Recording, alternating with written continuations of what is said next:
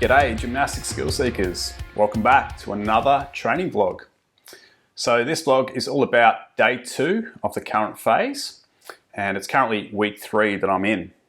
So on this day I'm working on my pancake flexibility. I'm also working on the open tuck planche and a concentric front lever pull.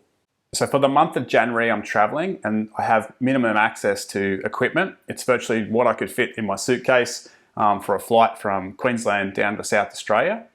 So I'm just making do with the basics for now, which means I had to modify, my training program slightly, and I think that's a good thing. Like, as a client of a coach or multiple coaches, I need to be able to have the knowledge and the ability to mix up the training program if I need to.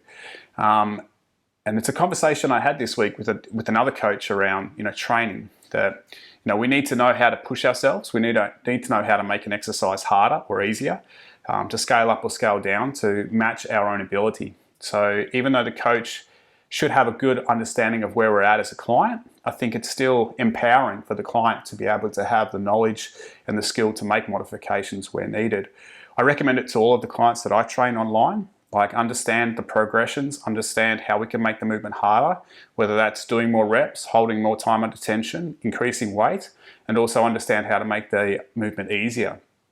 So I'll talk you through some of the modifications I've made to this day as we walk through the training session. So let's get stuck in and start with the pancake flexibility.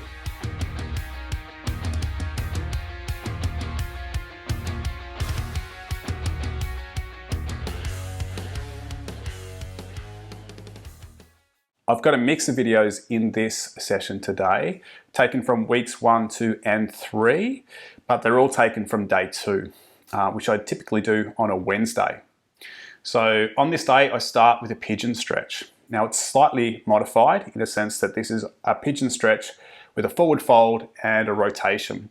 So I'm trying to lean the torso forward and bring the opposite shoulder across to the front knee to try and deepen the stretch. Now, this rotation can come a lot from twisting the spine, but what I really want to think about is like rotating the hips.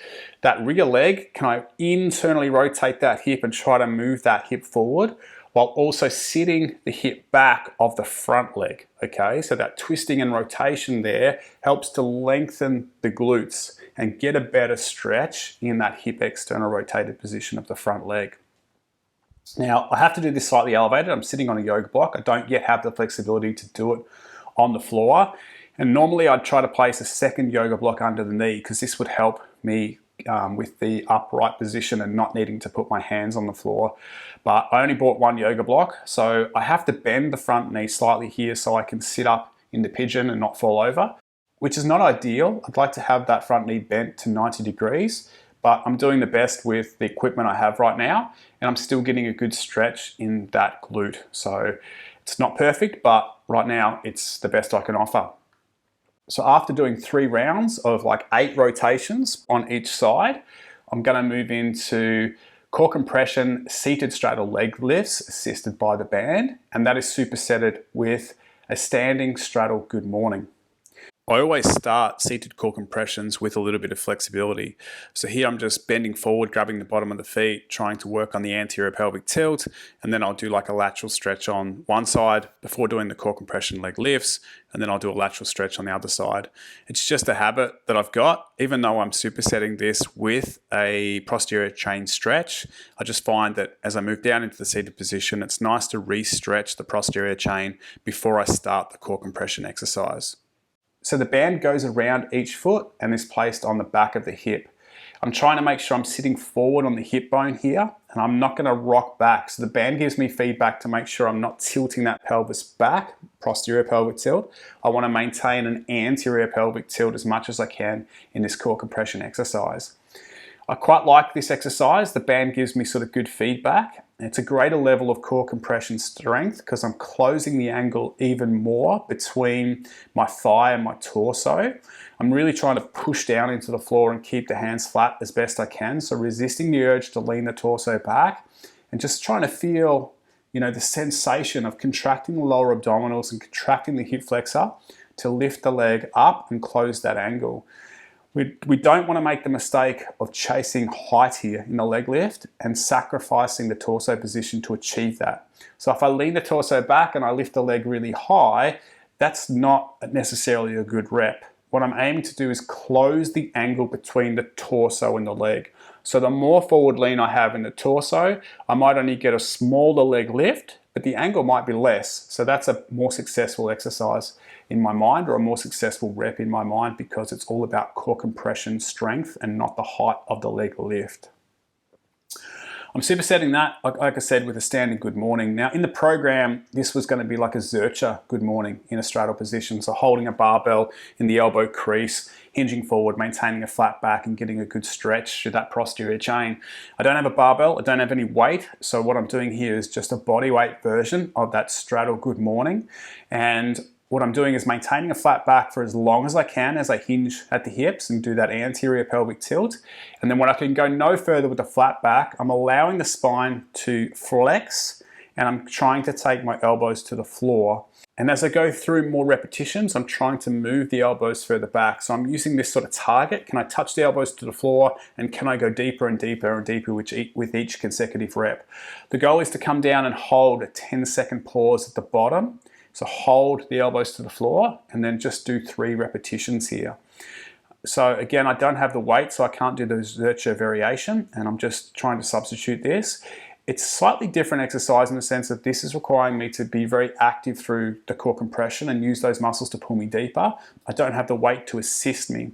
I'd probably get deeper with the weight because it would pull me into the stretch. But I'm just doing the best with what I can here. I still feel a really good stretch, and if you turn this video on its side, you'll see how this correlates to pancake flexibility. But when we do a standing pancake stretch, we're using the vector of gravity to assist the flexibility gain. So gravity's pulling us down, so it's helping us with the stretch. Whereas in a seated variation of the pancake, gravity's not really on our side, okay? It's not really helping us to achieve maximum benefits from the pancake stretch.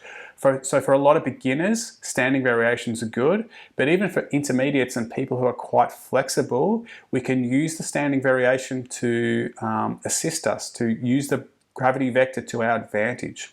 So standing variations have been in my program since the start, and I always use a lot of standing variations for forward fold stretching with a lot of my online students. So it's 3 rounds of the seated core compression straddle leg lifts and 3 rounds of the straddle good morning variation that I've got here. So after that, I'm moving into the final exercise, which is a seated pancake stretch. Again, I've had to modify this. It should be a weighted pancake stretch, so placing the weight on my back and using that to assist me deeper into the pancake. But I don't have weights, so again, it's using the resistance band here, tying it to a sturdy surface and using it to actively help pull me deeper into the forward fold. I like the sensation of the band pulling me forward. I really think this is a good pancake variation. And in my last vlog, I sort of mentioned that the range of motion feels a little bit less. And I've started to notice that in week 2 and 3, performing the seated pancake here on a hard surface, it's a wooden floor that I'm on, has limited the range of motion. In week 1 of this same program, I performed the pancake stretch on grass. And as you can see, the range of motion is greater. So it really matters what surface you're performing your stretching on. If the surface is soft, it's going to allow the muscles to relax a little bit more, and it's going to allow you to sink deeper into the stretch. A hard surface isn't going to offer that same range of motion. Now, I'm still getting a stretch here. I'm still feeling that this is an effective variation here that's helping me improve my pancake. But ideally, it would be better to perform it on a soft surface. So if you're working on seated stretching variations, I recommend grass, I recommend soft mats, I recommend just anything where you're going to be able to get deeper. And if you don't believe me with this, just give it a try. Do a pancake stretch on the grass and film your side view and look at your range of motion, and then compare it to doing it on tiles or a hard wooden floor, and you'll see the difference here. So the goal here is just to spend 45 seconds trying to get as deep as I can in the pancake here. So I'm doing sort of rotation side to side, I'm plantar flexing and dorsiflexing the ankles, I'm working on contracting the quads and hip flexors to pull me deeper, I'm working on abducting the legs and contracting the glutes, just playing around with lots of different variation to try and see, okay, what unlocks a little bit more range of motion? How can I get a little bit deeper here in the pancake? Holding for 45 seconds, relaxing, resting for 90 seconds, and completing this for 3 to 4 rounds is what I'm after. So there's only 4 exercises in today's flexibility component of the training session. And after that, I move into the gymnastic strength for the day.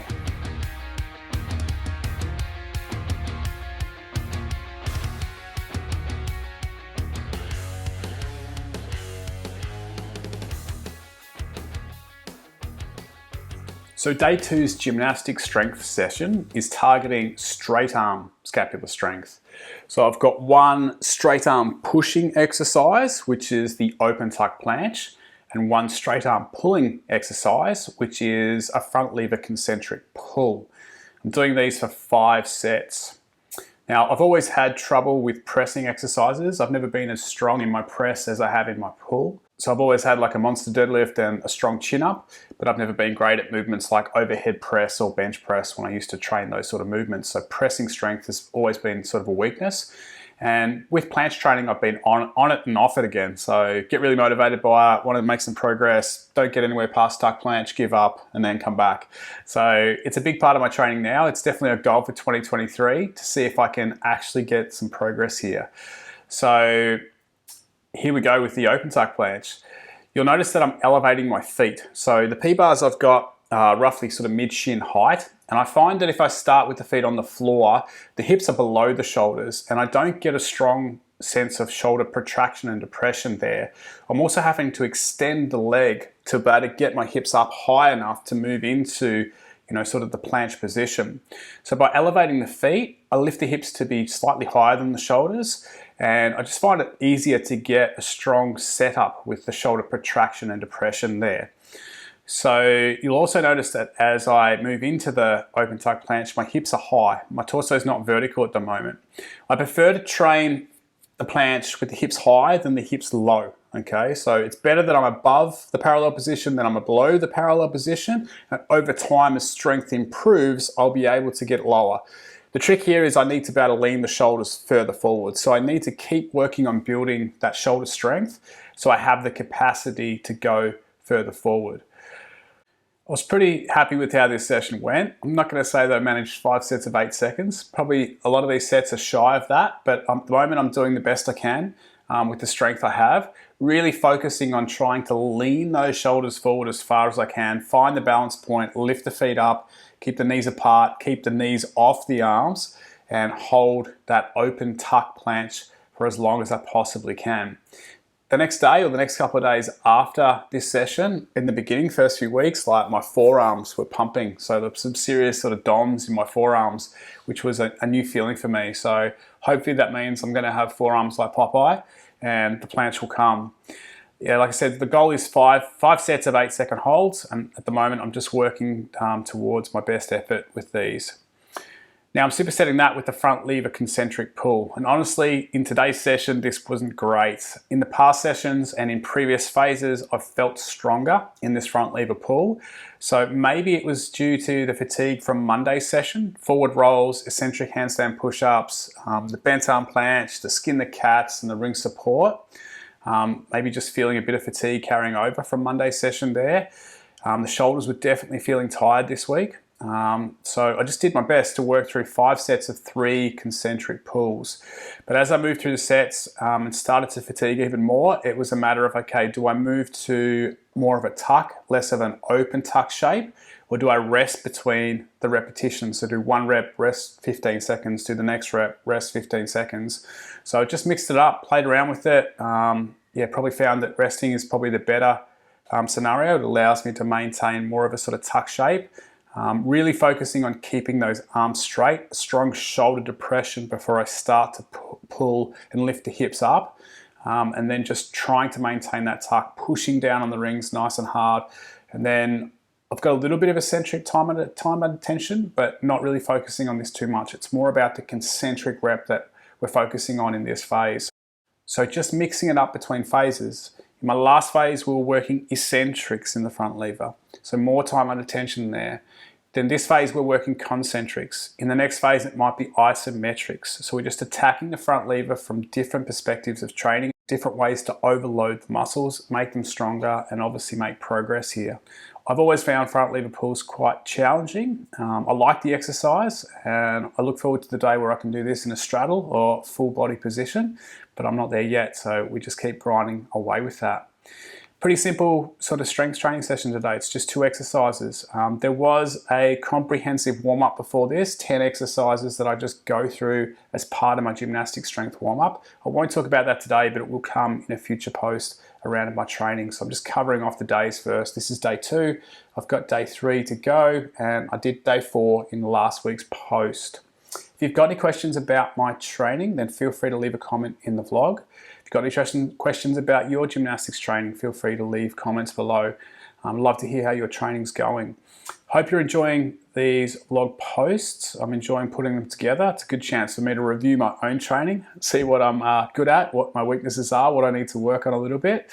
And that's pretty much a wrap for today. That's day 2 of the current phase. I'm actually off to do week 4 of this exact session right now. So have a great week, and I will speak to you soon.